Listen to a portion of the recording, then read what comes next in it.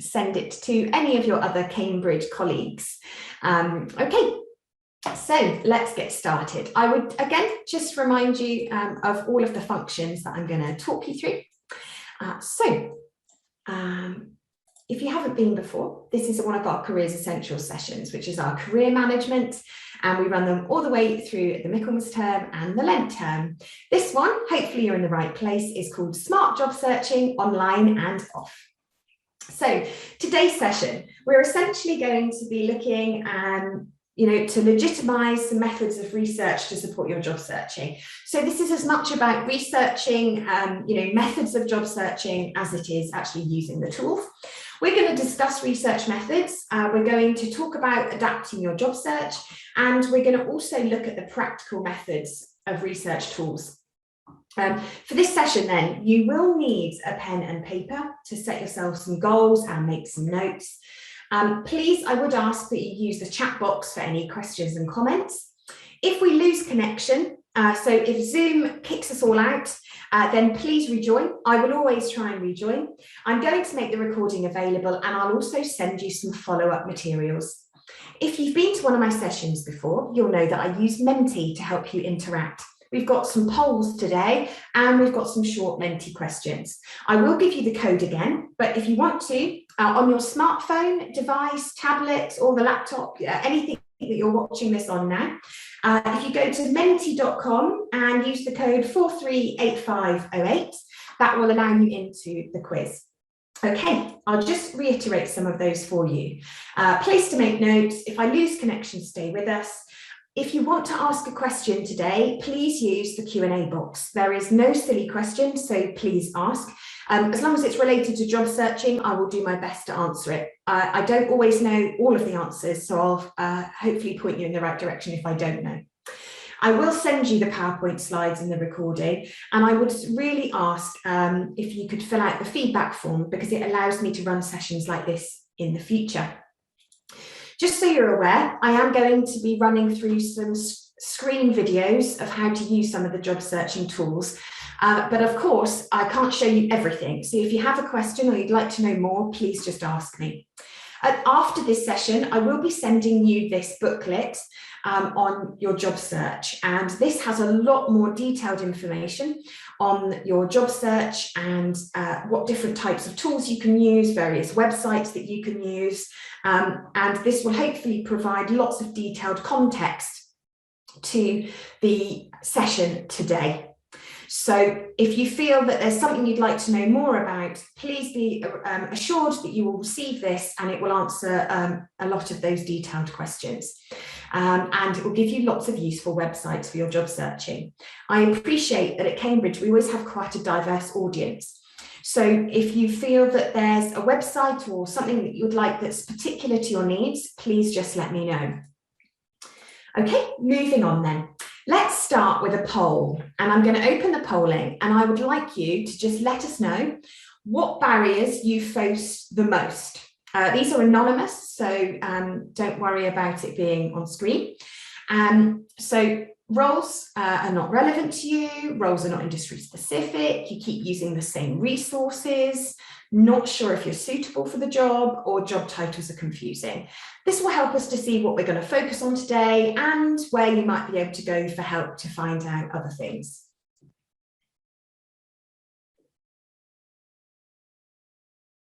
I'll just give you a few seconds to fill out that poll. Okay. All right, it looks like most people have answered, so I'm just going to give you a couple of seconds. Okay, right, let me close that one and we will share it together. Okay, so most people, so what are we looking at here? So not whether you're sure you're suitable for the job, roles aren't relevant to you, keep using the same resources, and job titles are confusing.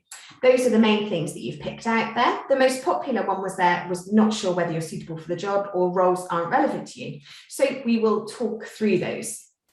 Thanks for that. Super useful for me to find out. I will just take this question from Catherine. So the materials I will send to you by email. So it will go to the email that you registered to the event with. That's the one that you use on Handshake. So that will go to you, and it will probably be tomorrow. I just need to wait for the video to download and upload it to the server. So everything will come to the email that you registered on Handshake. Thanks for asking that, Catherine. Okay, so we just went through those. So roles not relevant, not industry specific, use the same resources, not sure you can do the job. Now, we're going to talk about suitability for the job. That's not so much about job searching. Today's session is about smart job searching, but of course, suitability for the job comes into it, and I'm going to give you some tools that will help you self-assess. Let's go through then first, what makes job searching smart? So, funnily, we should come to this first, which is know yourself first. Often, the mistake people make when they're going to look for jobs is they don't know what they're looking for. They don't have a good handle on what their skills are. They don't know what their degree enables them to do. And they're not sure how to talk about their experiences. My advice to you is to focus on these things first. So we have at the Career Service a set of toolkits that can allow you to do this. If you go to the Handshake resources section, we have some toolkits that allow you to self-assess your skills and your experiences to help you work out where you are right now. We also have a Careers Essentials session called How Do I Pick a Career? We have that for PhD level and undergraduate level. I would do those things, and then of course I would always recommend speaking to a consultant. If you've done those things, then the analysis of the job description is where your next step will be. So think about how you are marketing yourself on LinkedIn, on your applications, on your CVs. How are you talking about your skills? Do you recognize what they are? Are you matching them to the employer? So when you're thinking about the suitability of yourself to a job role, it's key to review the job description and think on a scale, how likely am I going to be able to do this based on my experiences? And that's why doing a skills audit and an audit and a reflection on your experiences can really help. People shy away from it because they feel like it's taking time up or they're not going to learn anything from it, but you'd be surprised. The other tool that we have is called Profiling for Success. Again, that's on the Career Service website and it's under Key Resources and Tools. And that will be under Looking for Jobs. And actually, I've got it in the document that I'm going to send you, a link to it. And that can just help you assess yourself. The other place that does that is a website called prospects.ac.uk, and they do some beta test matching around your skills and jobs. None of it's an exact science, but it'll just help you to get to know yourself a little bit more. I'm happy to take more questions on that. Evaluate your parameters. So this is the next thing we're going to talk about, which is, do you know what you're willing to compromise on? Do you know what you want from a role? Are you limiting your search based on your perceptions or misconceptions? And are you flexible on your contract? For example, do you have in mind that you only want a full-time permanent contract? Or are you open to more flexible contracts to be doing longer-term internships, perhaps working on a 6-month contract and seeing where that takes you? You have to think about what's suitable for yourself. My question is, are you evaluating those parameters as you go through? And the third thing I've highlighted here is refresh your strategy. So if you're using the same resources over and over, could you instead reach out to people? How much are you using a network? Lots of people are afraid to reach out. I completely understand. You know, when I was an undergraduate, you know, I had those moments, certainly myself. Most careers consultants have had those moments. And, you know, the reason we're passionate about what we do is because we've seen, you know, the difficult times as well. So reaching out, talking to people, alumni, other people in industry. Are you looking in the right areas for roles in industry? So we're going to talk about perceptions around that. and actually what search terms you're using, what platforms you're using. All of these things are important to evaluate. Now, this is an example of what I mean. So on screen, you'll see I've got that heading there, what roles make up an industry. Now, internet and software get a very high number of job postings. And depending on what your preference is, you might not even blink an eyelid at a sector vacancy that's listed under internet and software, because you might think, well, I have got no idea about tech. I'm not a software engineer. I don't know anything about IT. So what I did was I did some job analysis on all of the vacancies that came into the service around internet and software. Actually, 10% of those roles, so we're talking over 1,000 job roles here, 10% of those roles were actually business and management consulting roles. So they were much more commercially focused. Next to that, marketing managers and marketing specialists were 9% of the job roles. And then we moved into sales reps being 4%, product managers being 4%, but there were a range of other roles in there, like film and video editors, that made up, one-off individual listings. Of course, there were definitely people from STEM backgrounds in there, so software and developers and engineers, as well as data scientists, etc., made up around 32%. My message to you here is think about your perception of an industry and the roles that you think are there, and do some deep diving into industries and sectors that you might not have thought of. So think about the function of your job, not the industry. Think about roles in industries that attract you. So let's say, a very popular one is that people want to be a consultant, but there's a range of roles in consultancy firms if it's the firm that you're very interested in. And, be open to new industries with development opportunities. So that can really help if you're not finding enough vacancies or your perceptions are just a bit off.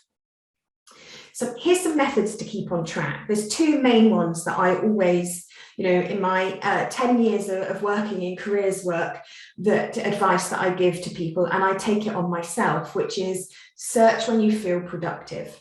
If you're having a good day, when you feel that you're getting things done and that you're really focused, is to search when you're productive. That's a really smart way of doing things. It's not as smart to do things when you're feeling a bit low, you're feeling exhausted, you're not really in that mindset. And the second is ruthless prioritization. It serves you well to think about job searching as another module on your studies.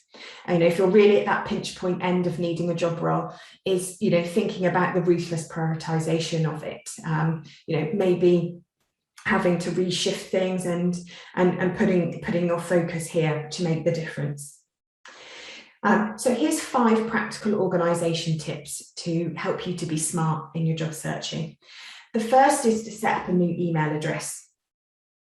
This will, if you have an email account and an email address that is specifically focused on job searching, where you make all your applications, and that you sign, where you kind of sign up and this is just where you're focused, then that is where I would recommend you to do. Because when you go into that email address, you know that everything in there is to do with your jobs. There's no risk of things getting lost in the junk mail because it will only be to do with jobs. You can sign up for all your alerts there, and then it keeps your academic and your personal stuff separate from your job searching. So that's the first. The second is to keep a spreadsheet and a folder of job applications. Often they might withdraw the job application or the PDF once it's closed, even if you're going to have an interview. Also, it helps you to cross-reference. You might not be able to apply for that job right now, but you might like to in the future. And it allows you to do that skills audit.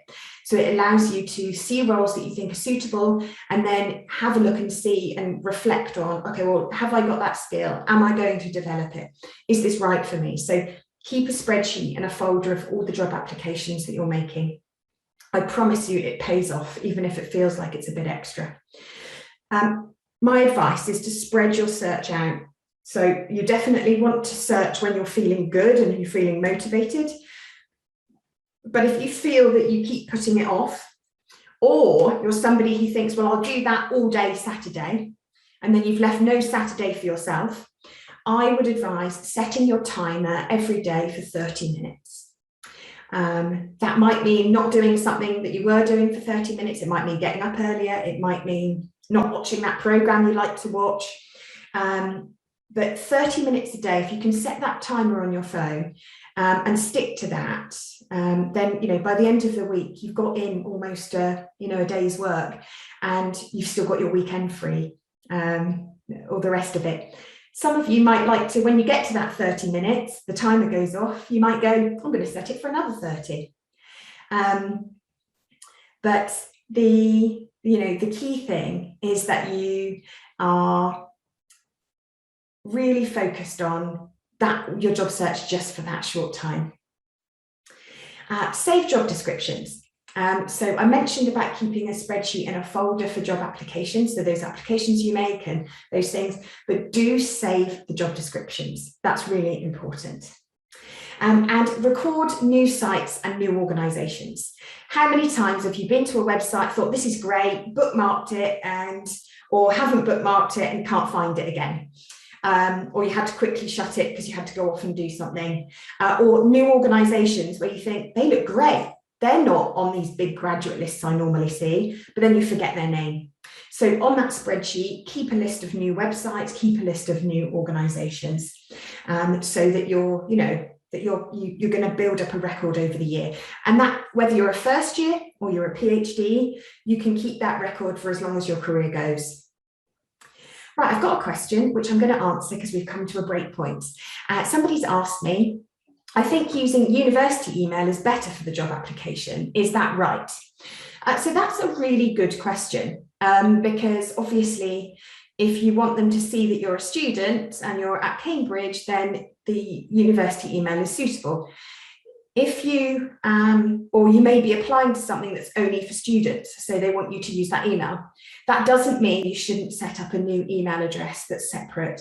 I would then forward any emails you get to that new email address so that you can see that they're stored there properly and out of the way, and you can still use them to help you organise any calendar that you have attached to that email.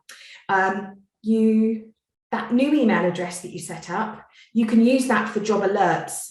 So if you get job alerts every day, you don't want those coming into your academic inbox, and you've got so much going on in there.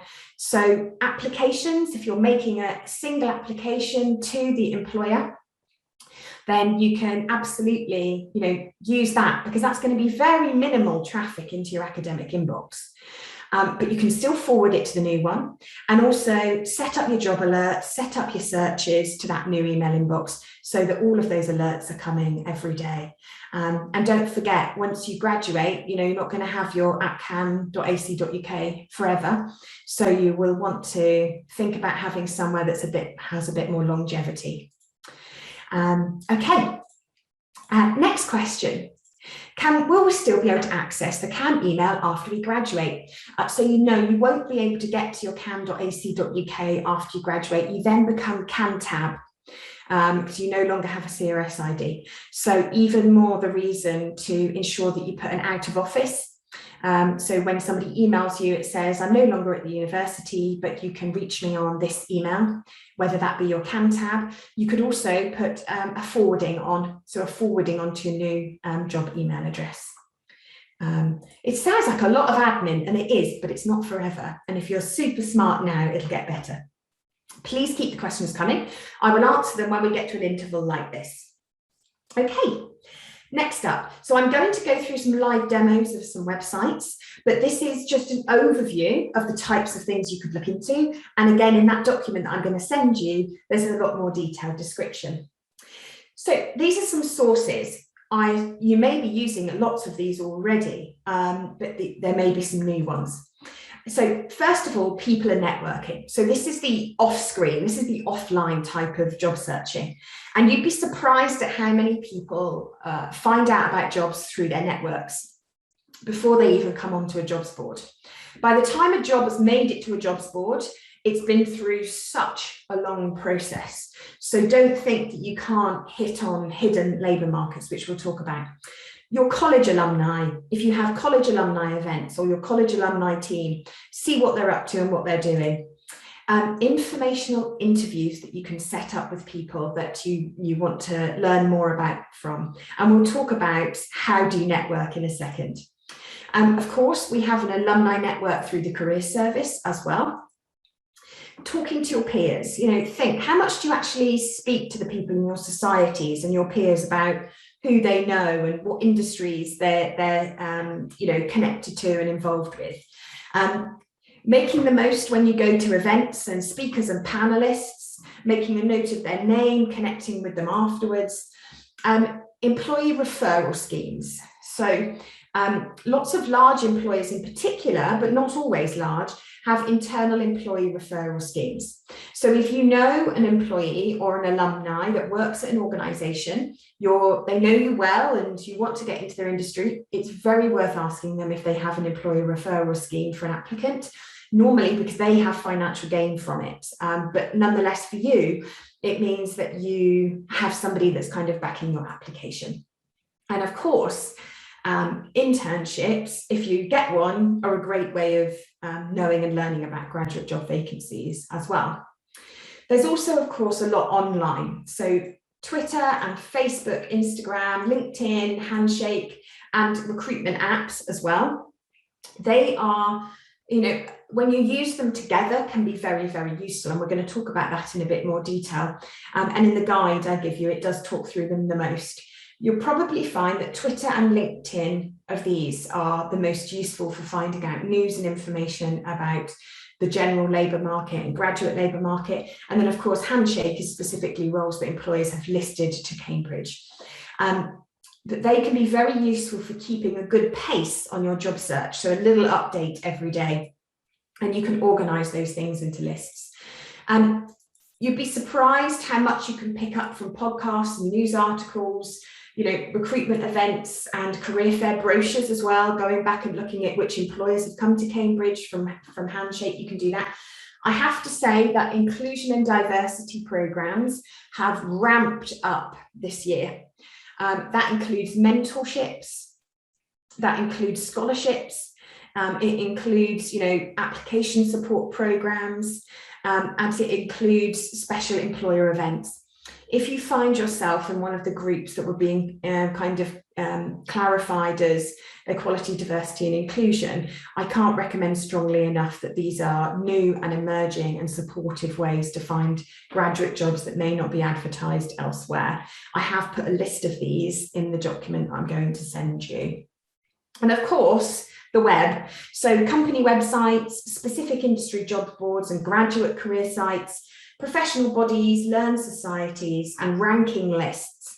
And I'm going to go through some examples of these to help you understand how to practically use them. It is about using a plethora or a number of different methods to help you. And across your week, you might like to do half an hour on each category. So let's have a look at people and networking in a bit more depth, because this tends to be the one that people feel most nervous about.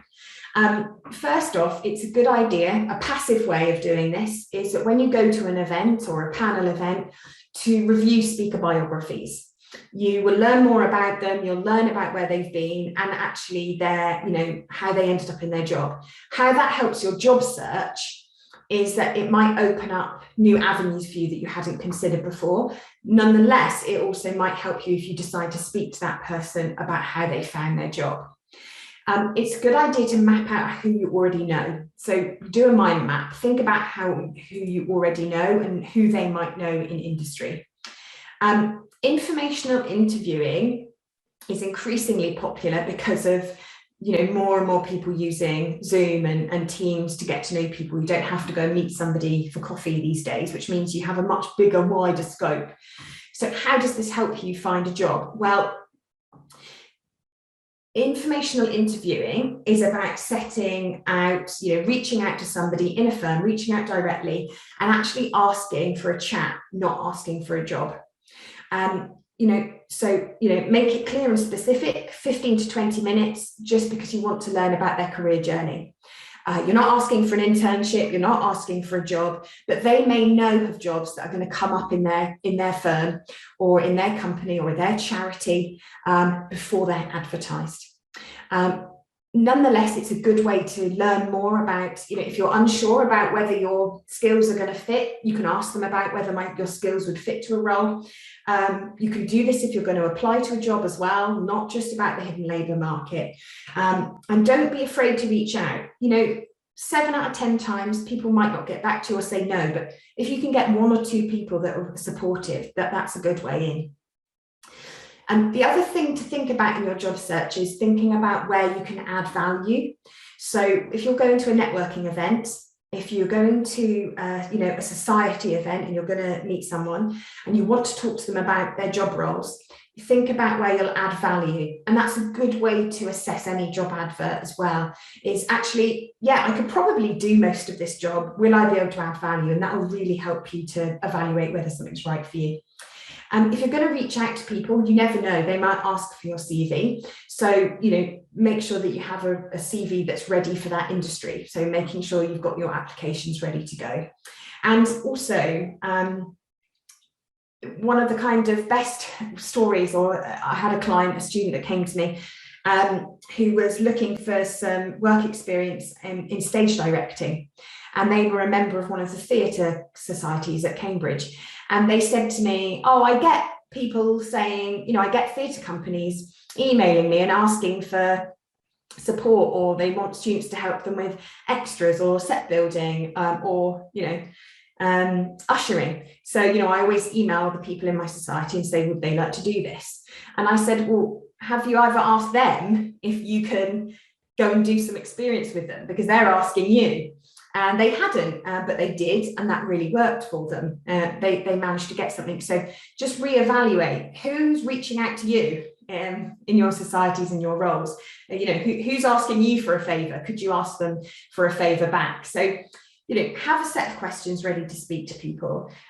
Share any barriers or concerns you're having. Don't worry about being vulnerable with people that you're going to speak to, even if they're an employer. And if they can't help you, ask them who they might know. A social entrepreneur I interviewed last year said, I might not be able to offer your students experience, but I might know somebody who can. So don't be too short-sighted in the people you speak to. Always ask them who they know. Okay, if you've got any questions, please do pop them in the box. We're going to be getting to some self-assessment in a second about the tools that you use. But for now, what I'm going to do is I'm going to go through the job market and the types of roles that you might like to look at in your job search if you're not looking for them already. So let's have a look at the job market and for graduates. And what I mean by graduates is people who are either studying for or are graduating from any kind of further study or degree. That's what that means. And we kind of class that around formal opportunities and informal opportunities. So when you're listening and seeing this, I want you to think, or maybe write down on that bit of paper that you've produced that I asked you to have, actually, how much of this, what type of labour market am I looking in? What type of roles am I looking at? And am I being too cautious? First of all, we've got graduate scheme recruitment. You may be familiar with that. That is big graduate schemes, heavily recruiting, normally big name brands. Actually, there's, relative to the labour market, those are fewer than the rest of it. Of course, there's plenty of graduate roles to go around there, but they kind of sit in the centre for graduates. There's then other advertised roles. These are entry-level roles, experienced roles, specialist roles, technical roles that may be requiring a graduate. So this is not a graduate scheme, but they are advertising for graduates. And those are on Handshake, but you might also find them on other jobs boards. A good example of this would be the Civil Service Jobs Board. So lots of people think you can only get in through the Civil Service Fast Stream. That would be the graduate scheme in that small button in the middle. But actually, of course, you can apply to the civil service through their entry-level roles, through their graduate jobs board, through their normal jobs board. And that has roles that range from, very entry-level right through to senior. They're just not on the grad scheme. Next, we've got unadvertised roles. And actually, this makes up quite a big part of the market. So these are jobs that are out there but are not yet advertised or are not going to be advertised. They can also be roles that are only advertised in very specific places, and we're going to go through that as well. Essentially, all jobs are connected to people. So the more people you can speak to and the more networks you can create, the better. Actual roles exist, of course. Actual roles that are advertised and are out there, exist, and you can apply to those. But there's also, of course, potential roles. So if you do some work experience or you connect with a company, but they're not yet advertising, they might have potential to do so in the future. So you may find that an employer will say, register your interest and we'll let you know when we're advertising. And then, of course, they're attached to organisations. So if you don't find a job that you're particularly looking for, or they don't have a graduate scheme, do go and look at their own jobs board, because they have a range of roles there that are not geared towards graduate schemes, but would still take you on happily. Here's an overview of when jobs come in to the service. Now, this is just the career service, and this is from last summer to the end of Lent, spring, well, May time this year. So not counting for this summer and this autumn. The reason I wanted to show you this is that a lot of the mentality around job searching for graduates and PhDs and people wanting to get into a role is that they all recruit a year in advance. But actually they don't. They recruit all year round. Of course, there's a big proportion, particularly in the private sector, of people that recruit before Christmas, and they're done and dusted by the time the new year rings around. But actually, there's a good proportion that do come in the Lent term and the summer term, no less than the NGOs, education, and journalism, media, publishing areas. But I have to say, even in banking and finance and those private and corporate roles that people think will have been gone by Christmas, there are still some available. And this is just what comes into the career service. So I wanted to show you that, just to think about our perceptions of when you can apply for things. So there's a number of different types of roles and employers as well that you could think about in your job search. And again, you might like to categorise these for yourself. We've talked about the graduate training programmes, but there might also be funded positions that you're applying to, like fellowships or scholarships. There's, of course, immediate hires. So you will get people now that are looking for alumni straight away, as well as in May when they're looking for someone who's just about to graduate, not always a year in advance. There's very specialist roles. So if you are from a specific degree, they will really be looking for your specialist skills, and then or a PhD or even a postdoc. But there's, of course, a number of entry-level roles. Off-cycle recruitment is what we call recruitment that happens by a firm that tends to recruit in the autumn cycle, but then opens up internships later on. It's exactly why we run a summer careers fair, and you don't do everything in the Michaelmas term. Some very large corporations also have off-cycle recruitment. So again, it's worth, with your smart job searching, to think about the calendar year and when those peaks and troughs might be and how you might fit those around your exams. If you can do that now, you'll be set. There's also creative roles. You might build up a rapport with somebody, you might do an internship, even a very short contract at 3 to 5 months, and they were using that as a tester role, and then they decide to create a job around you and your services. So if you are being a little bit too cautious on your job search, that you only want full-time permanent, don't forget that some of those shorter contracts could equally lead you to some long-term job opportunities. The other thing to note is part-time is essentially anything under 38 hours. So if it's 35 hours, it will still be counted as part-time. So whilst you might not want to be understandably working 10 hours a week, you might be okay with 30. So again, thinking about those parameters around your job search is important. It is important to be open then, so I've just mentioned that.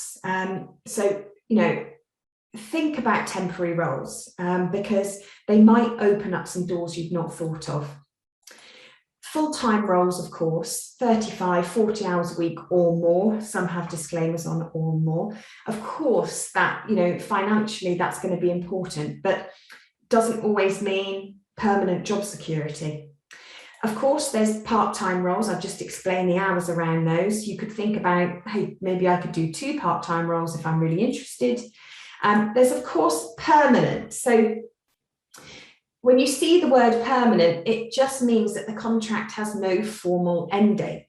It doesn't mean the job is permanent for life. It means that you could still be open to restructure, redundancy, disciplinaries. Not to be negative, but permanent only means permanent for the time it means permanent. So again, I just want you to think about what parameters you're putting around your job search. Of course, internships are temporary contracts of employment, and increasingly they are open for people who have graduated already. So if you thought an internship wasn't for you after you graduate, perhaps look at it again. There's, of course, some firms that are still only looking to take on penultimate years, but it doesn't mean that's the case for everybody. And informal and formal work experiences. You can ask to spend time with an organisation and see where it takes you. I appreciate it doesn't feel as secure, but it might just help you to test out some routes you weren't expecting. Before we move on to the self-assessment then, I just wanted to talk a little bit about the hidden labour market. And you might have heard of this already, but essentially a lot of the graduate and wider labour market is not well advertised. The stuff that you can see on the surface is everything that you see quite visually around this time of year and through the summer term. But there's, of course, a much wider number of roles that are being advertised, particularly in the academic world, on social media, done through internal referrals or recruitment, work experience, networking to get a job, and even you yourself making a speculative application to the firm or the organisation or the charity. So being creative in your search can be a lot more fruitful than just relying on the same old job boards. So thinking about your strategy will be important. The value of the hidden labour market is pretty strong if you can get your head around it. And I understand that it could feel overwhelming. So just start where you are and, research. And if you need help, we can help you. The benefits are, it's a little bit more of a personal experience. You're not going through a number of different assessment centres. You're much more likely to find roles that are more suitable to you and your talents, and in a smaller size organisations, but maybe more suited to you. It is a little bit different because when you're looking at jobs you don't know exist, it's not really about what you're looking for. You're not searching for a job, but you're looking for people and forums that can help you. It does take a bit more detailed research, so it can take some more time. It does have a long payoff. You're seed planting all the time, and you might not get the response you want straight away. But I would ask how long a graduate scheme takes to get onto, and that could be 4 or 5 months. There are less formal methods, so you don't have those strict distractions. It does take a bit of brain fruit to put yourself out there. So start small. Start with what's comfortable for you. When you're looking at the hidden job market or those less advertised roles, you might be looking at the creative industries, small, medium enterprises, and even startups. You could be speaking to senior employees. Don't be afraid of reaching out to people who are senior in an organisation. They often are happy to help. You might find job agencies along the road, alumni that can help you, and unknown orgs to you. So you might see an organisation and think, well, I've absolutely no idea who you are, and that's what takes the extra bit of research. Okay, I'm going to get on to the tools here, but if anybody's got any questions about anything I have just been through there, please do pop me a question. I'd be happy to answer it. We're going to move on to the mentee now, where you're going to be able to answer some questions about your own experiences. And once again, they are anonymous, so please don't worry about anybody seeing your answers. So this is what we're going to work through. We're going to go through mentee, and then I'm going to give you demonstrations of using Twitter, LinkedIn, sector-specific roles, so places that are more specific to you. Then we're going to look at how to find employer inspiration and employer lists. I will take you through Handshake and how to use search terms a little bit more efficiently, and then a quick overview of our resources to help you. Let's start with Mentee then. So if you go to www.mentee.com and use the code 438508, then we will be able to go through this together. I'm going to just stop sharing this screen now so that I can share the screen on which we will be looking at Mentee. And I will just get rid of the PowerPoint, so just bear with me, so that we can have a look at Mentee. So the first one was, which resources do you use most often? Let me just get this one up and share it.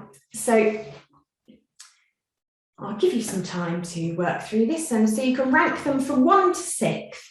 Which resources do you use most often in your job searching?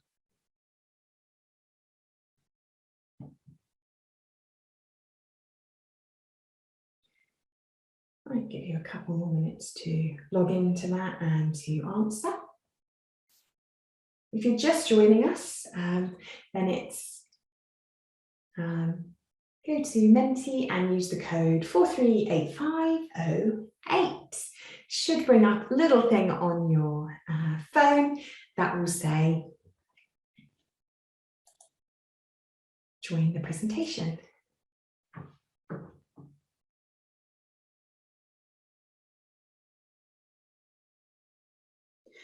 We can see those changing on screen.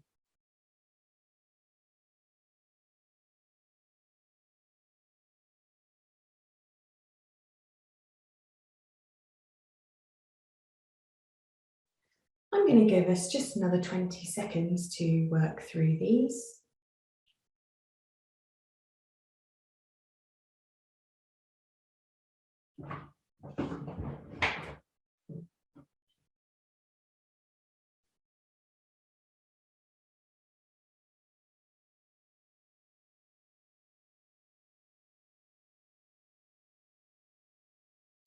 Okay. So let's perhaps have a look at this then. So most popular is company websites. So this is where you've gone to a company website and looked specifically. Next is social media, that includes LinkedIn. Third is Handshake. Fourth is sector-specific job sites. Fifth is general sites like Indeed and Hayes Recruitment. And finally, we have graduate sites like Bright Network and Target Jobs. Now, of course, depending on what level of study you're at, you'll use these more or less.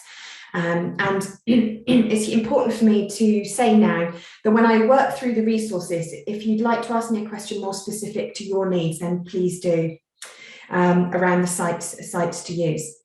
So that's what everybody is using across the audience. Now let's look at how efficient you feel you are at using these resources, because using them and using them well are two separate things. So next question, how would you rate your ability to use each search function from never used to use confidently? And it's the same choices that we have just been through.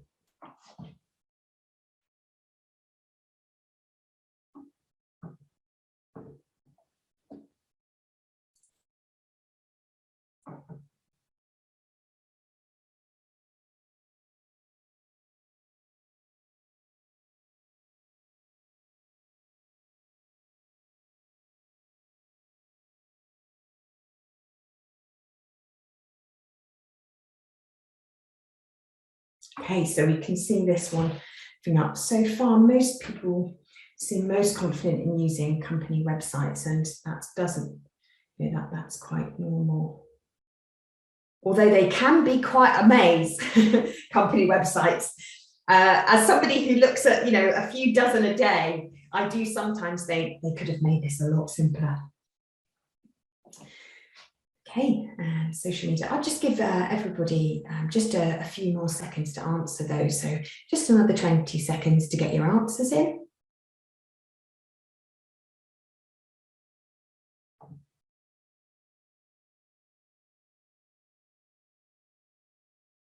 Okay. So company websites, still people feel that they're using those confidently, and probably less so here. We can see Indeed and Hayes graduate sites as well, quite low there. So I'm happy to talk through those, and we are going to look at target jobs and prospects today. We're not going to look at Bright Network, but if you're looking for graduate schemes and graduate positions and even virtual internships, they are a very useful place to look, even for company research. And I believe, I could be quoted wrong here, that they were actually founded by some Cambridge alumni. Okay, right, thanks for that. I'm going to talk through all of these now. The one I'm not going to talk through is Indeed and Hays, but I will leave some time for any questions around those. If you're not familiar with Indeed and Hays, they are open access recruitment websites. So they recruit all over various industries, from very, very entry-level roles, very entry-level, to non-skilled roles, right through to senior headhunter roles. So a really wide spectrum, and that can be why they're slightly more difficult to navigate as a graduate because of the volume. So my advice is, don't discount them. Be careful with how many alerts you sign up to, but using some smart search tools can be very helpful. Okay, so I can see your questions coming in as well. Thank you so much. I will get to those. Now we're going to go through then actually using these sites. So I'm going to now go to our PowerPoint once again. Again, if you can't see the screen at any point, please let me know. Unless you let me know, I can't tell if you can see it or not. Hopefully you can. So we're going to now go into the demos, and I'm aware, that's why I run that poll. Some of you will be very familiar with these, others won't be. So take what you need. Hopefully you'll learn some extra things. I would say if you've got extra tips and hints, pop them in the chat box, because your expertise might help somebody. And if I talk through all of these, I could do it all day. So, if you've got something good to share to help your friends, please do. So let's start with Twitter then. Now, in the booklet I'm going to give you, Instagram and etc. will be covered a lot more. So I'm going to start with Twitter. So if you know the company that you're interested in, then you can go to the top here, like I am with NHS Graduate Scheme, and you will find that they will have an account. So whether that's just the company you're interested in or the specific grad scheme, the reason I say go for Twitter is they will list events here, closing and opening dates, special schemes that they probably won't list elsewhere. So this is a really good way. You can follow them, and you don't have to have a public profile on Twitter if you want to be organising your job search in this way. The same goes for papers. So the Guardian newspaper have a graduate jobs board, both on their website, but also on Twitter. Here's a really great way that you don't have to keep getting alerts into your inbox, that you can just follow them on social media. So you can like things, you can share them, you can save them to your email. The next then would be to search for firms. So, using terms like early careers or graduate. It could be PhD, graduate, it could be research, PhD roles. Again, like with the NHS, you'll see here that there's a lot of help and information about going to work for that organisation. Probably information you won't find elsewhere. You can also use hashtags like tech jobs, for example, or arts jobs, or research jobs, or academia jobs. And you'll see here that hashtag will bring up a number of different things that will help you to find jobs that may not be specifically advertised elsewhere. That's useful when it's a company that might not have they might not have the budget to be using big kind of graduate jobs boards, but it doesn't mean the job's no good. Next then, I wanted us to go through kind of some hints and tips. So follow specific schemes if you're interested in them. Professional bodies like the Royal Chemistry Society, for example, great as well. Follow specific employer teams as well. There will be specific jobs boards here as well, like the tech jobs, and using the hashtags to find that is really, really useful. In Twitter, you can create lists, and I recommend you do that to keep on top of things. Next is LinkedIn. A lot of you mentioned here that you're using that. So, this may not be brand new to you, but I'm just going to take you through the job section. So you'll see here that there is going in here, and I just put in graduate project manager once I learned to type it properly. So graduate project manager, very basic and broad term for me to help you to see this. So I find something that I'm interested in. And the key thing here is it gives me information. It shows that I can apply. I would always advise as well going to the site to find the job application, but it will tell you a lot about who they're looking for and what they're looking for. And I'll just pause it here to say, this is really the key to making sure that the recruiter finds you on LinkedIn. If you're looking to a specific industry, making sure your profile matches the skills and experience that they're looking for is key on your LinkedIn profile getting filtered out if they're using LinkedIn to do that. So managing a variety of projects, maintaining and developing relationships, these need to be in your profile, they need to be in your application forms. It's also a good way to find out if you really want the job. Do you have those skills? And then you will see there is also, if you want to do a free trial of LinkedIn Premium, so take the free trial rather than paying for it, you'll also see the skills profile of the other people that are applying, where they're coming from and what type of level of education they have. You know, take that with, you know, in context as a pinch of salt. You know, they might not be good even if they've got a higher level degree, and make sure you save it. This tab here is also really useful for you to search for companies as well. Now, if you've got a particular company you're interested in, if they've got a strong profile on LinkedIn, you probably don't need to look anywhere else in terms of organizing your job search. Yes, their company website is excellent, but if they're active here, they will also put them all on LinkedIn, and it just makes it slightly easier to see them.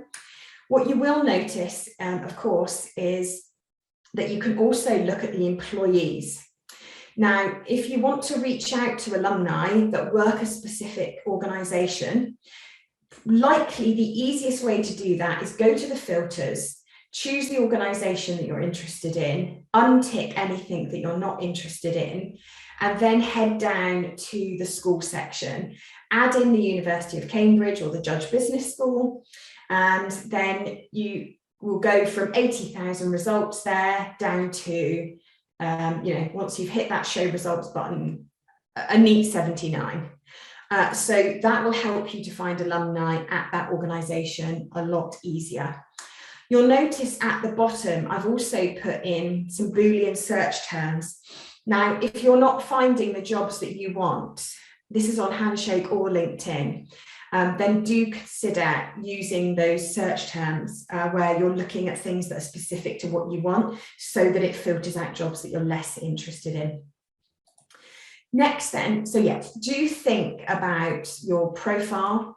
Do think about alerts and being flexible in your search terms. Do look at the person, the employer as well, and don't assume that you can't do the job. If the skills profile matches yours and you've got some experience, there's a good likely ability that you will. And if it's a graduate role, they're not looking for you to be an expert. If they wanted an expert or someone deeply experienced, they'd be hiring somebody of that profile. So think about, you know, are you counting yourself out? Next, let's look at sector-specific roles.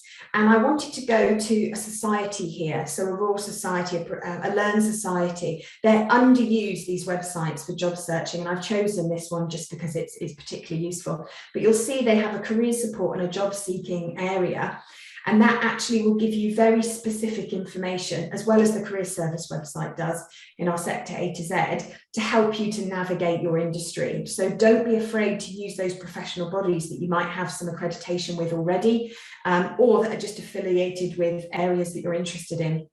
And they can really help you to decipher some very sector specific information, particularly if you're just starting out in that sector as well. The other one I've chosen is the CIPD, for the professional body for HR and people development. Exactly the same, where they have a knowledge hub, they have jobs boards and things like that.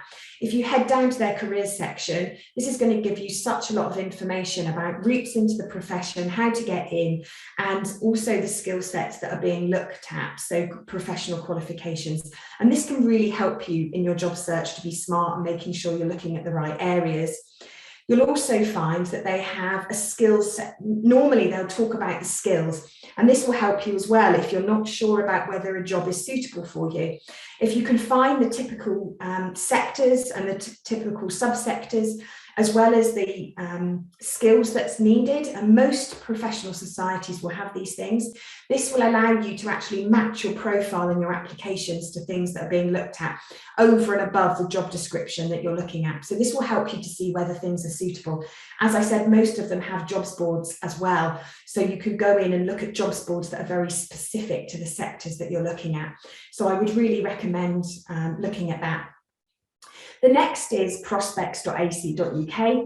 Here you'll see that they have job profiles and they have job sector overviews. You can go into there and you can look at the different sectors that you're interested in. Not only here will you find advice, but you will also see that they have kind of the different kinds of job roles, and just a little overview to help you understand the job role that you're actually looking at. These are great for search terms. So if you're looking for job roles to actually put into the search bar, this is a good place to start that and keep a database of those. You'll also see that once you go and dig in a little bit more into the sector, you will be able to click through onto some of the specific websites. So you can have a look at a charity officer, for example, scroll right to the bottom here. This is for all sectors, and you can look and it will give you some websites that are specifically hiring for that area.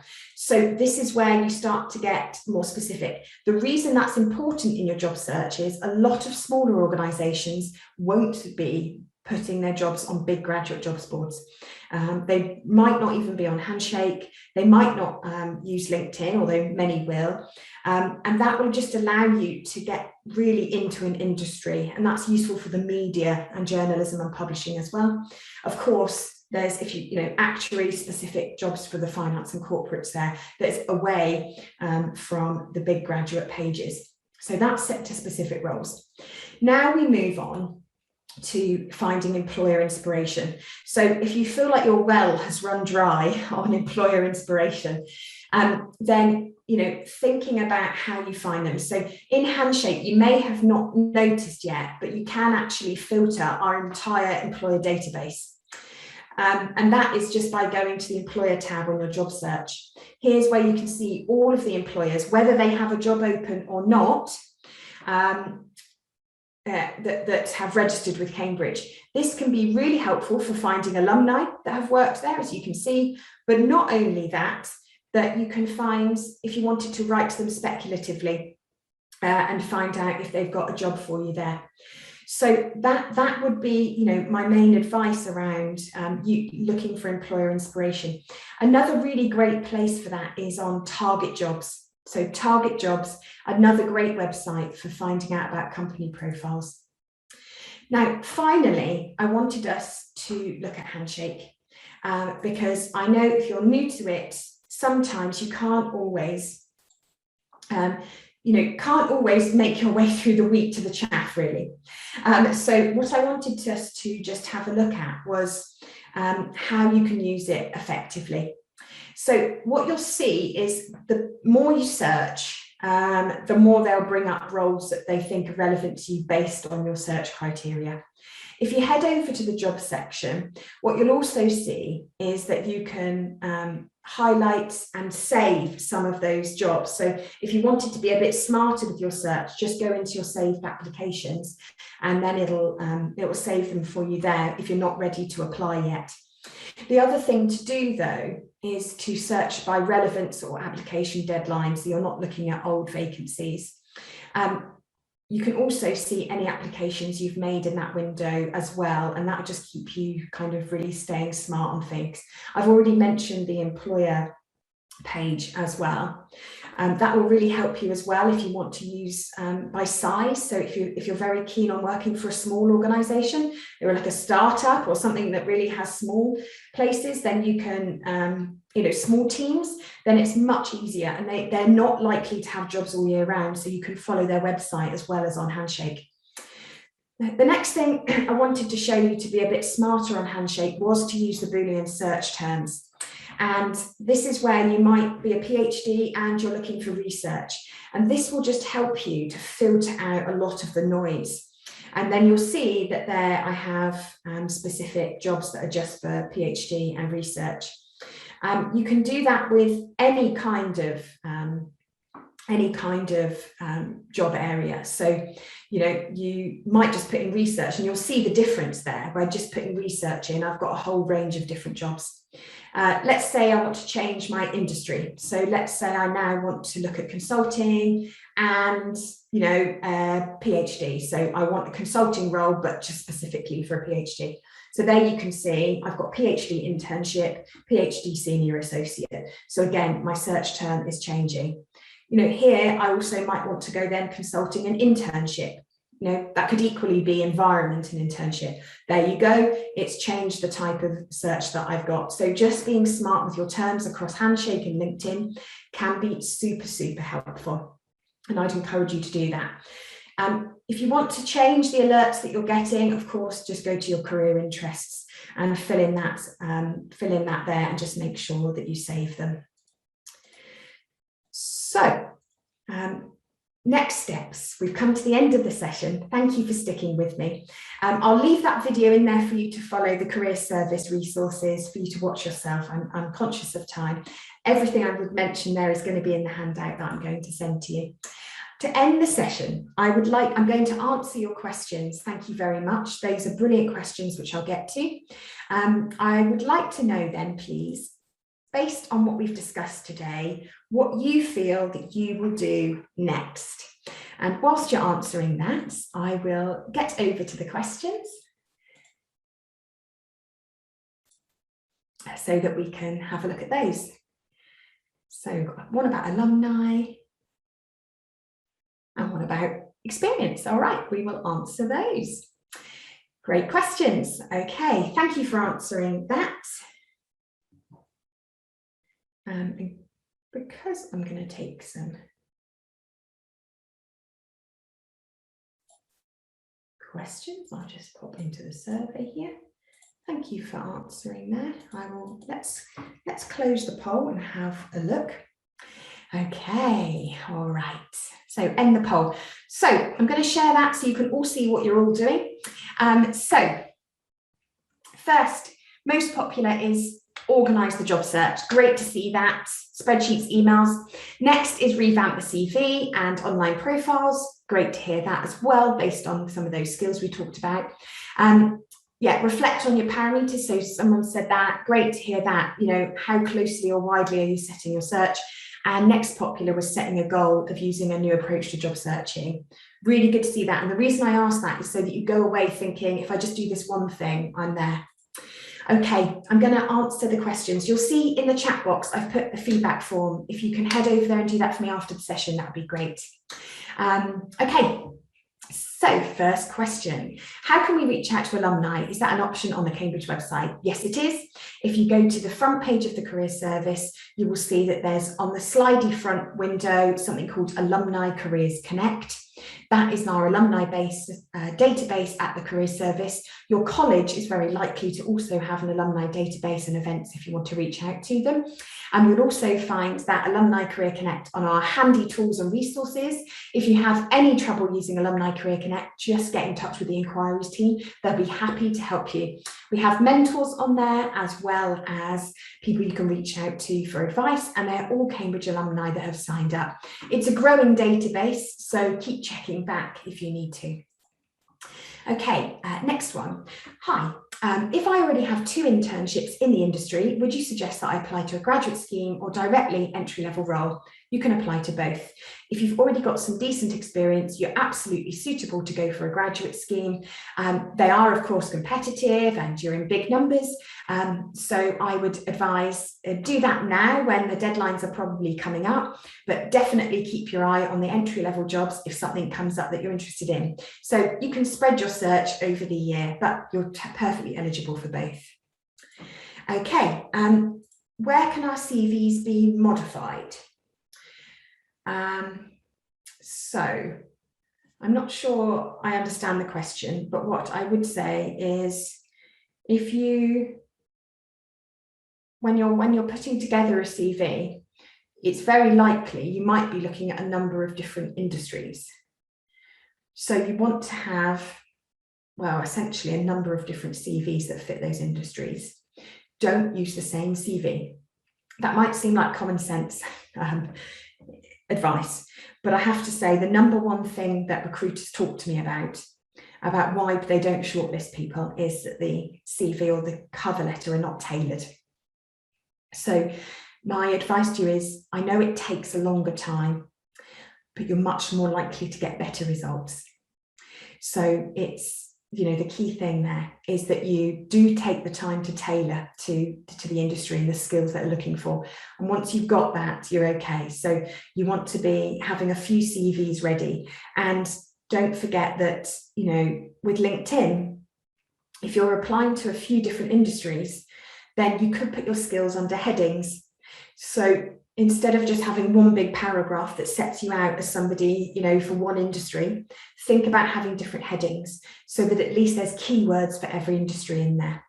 I'm not sure that answered your question, but please feel free to clarify. Okay, let's have a look. Can we have mentors in career development? Yes, you absolutely can. Too often, I think mentors in professional mentors or life mentors are about what jobs to get. And actually career management is a skill that employers like to see. So find somebody that has, a bit older or more experienced, doesn't always have to be about age, who has been through a number of different careers that can talk about how they've managed those, is a really, really good idea. Okay, next one. How do you tailor a job search if you lack much experience in general? Great question. The first thing to do is think about how you're going to frame your experiences. So, if you're really unsure about any of your experiences you've had, or you're really lacking, it might be that you need to put more weight on your degree, more weight on the work that you've done in your degree, rather than perhaps your societies or professional experiences. If you're getting really stuck there, that's a great thing to come talk to a careers consultant about. If you're tailoring, if you feel that you're trying to tailor to a job but you don't have much experience, it might be a good idea to think about, first off, how can you build some of those experiences while you're still at Cambridge if you're not quite ready to apply yet. If you feel that, that's a good time to step back and think, instead of trying to force yourself into an application that you might not have the skills for yet, it might be a good idea to take a step back and say, where can I quickly build some of these skills? Even if it's through online courses that you can do, or quick society projects that you can do. That might be the first thing. The second is look at your degree, look at everything you've been doing, even if it's sports, even if it's crochet society, doesn't matter. Really think about and analyze the skills. You are going to have to tailor to the job, so you're going to have to talk about your skills. So just think a bit more critically about where you could get those. And if you're really struggling, please, that's exactly what we can help with. We'll look at your CV and help you to do that. If you've got some general skills and, if you feel like you've got potential, then, it's always worth, if you find the opportunity to talk to the employer at an event or a careers fair, really get clarification on what type of experience they're looking for, because more and more, they're not looking for you to have specific industry experience, but they are looking for your skills potential, learning agility and things like that. Okay, right. I've got 2 more questions, and that's all I'll take based on the time, and I appreciate some of you might need to go, but of course you'll hear the answers on the recording if you do need to head off. Right, next question. Are graduate schemes better than entry-level jobs? The answer to that is they're different. And actually, if you head over to YouTube, I did a session on graduate schemes just last night. Should I do a graduate scheme? so you can get more information. There's an hour's worth there, but I will say graduate schemes are just different. In a graduate scheme, what you're going to get is structured training. You're going to get a career progression program, even if it takes a bit longer, and you're going to be given early responsibility. The downside sometimes is that you might take a bit longer to progress because of the structure. You do tend to be working with other graduates more, and you do tend to be in kind of bigger graduate teams, not always, but you do tend to. And that means you might not be getting to be as agile as you'd like to be. Whereas in entry-level roles with smaller organisations, you might be in a team of 10 people or even 50 people, which is small in comparison, and you might get to work on more innovative projects. You might get to be doing a range of tasks rather than being in one specific team. So it's a good thing to think about your own career ambitions and the kind of your own type of environment you'd like to work in. So it's not a case of better or worse. It's more about the type of environment. Graduate schemes tend to be in big blue chip, well-known named employers. Not always, but they do tend to be. So if you prefer that kind of big brand experience and kind of all of the training and salary that goes with that, that might be better for you, but you might, again, want to be in a startup or an innovative team. Okay, and final question is, how do we get mentors in the career service? Well, Alumni Careers Connect has people that have signed up to careers to be an alumni. So please do, head over there. We don't personally mentor anybody, but of course, if you want to come to a careers appointment, you're more than welcome to. But yeah, Alumni Career Connect, head over there.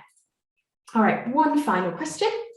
What advice would you give to someone struggling to understand what career path they should take, especially if their degree isn't very related to the industries they're interested in?